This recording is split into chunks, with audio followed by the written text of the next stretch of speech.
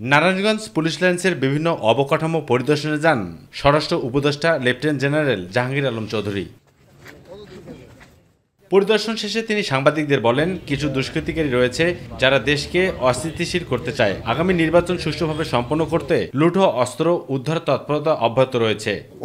অনেকে নিজেদের স্বার্থ সিদ্ধির জন্য অনেকে কিন্তু কিছু নিরীহ লোকের নাম দিয়ে দিছে, এই জন্য কিন্তু সময়টা বেশি লাগে।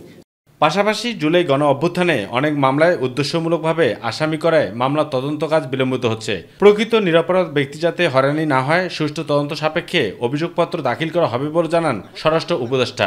একটা হত্যা মামলায় হয়তো 20 জন আসামি হওয়া দরকার ছিল, আপনারা ওখানে 200 আসামি দিয়ে ফেলছেন।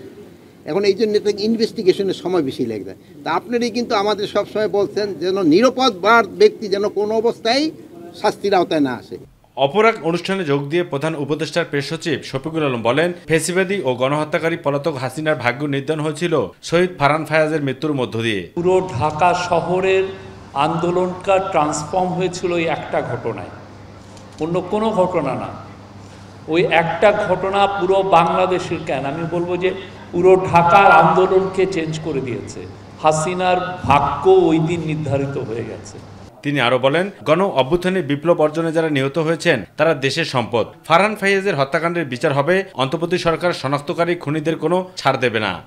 বিচার কাজ শুরু, ইনভেস্টিগেশন হচ্ছে। একজন শুটারকে আইডেন্টিফাই করা হয়েছে, আর বাকি যারা শুটার ছিল প্রত্যেককে আমরা আইডেন্টিফাই করার চেষ্টা করেছি। আর যারা এই অ্যাটাক করেছিল ছাত্রলীগ, তারা ব্যান হয়ে গেছে। অনেকে তাদের ফিরে আসার স্বপ্ন দেখেন, কিন্তু ফারহান ফাইয়াজরা যতদিন আমাদের সাথে আছেন এরা জীবনে ফিরবে না। আবু সেদফু, মাই টিভি, ঢাকা। স্পিচ দিলেন।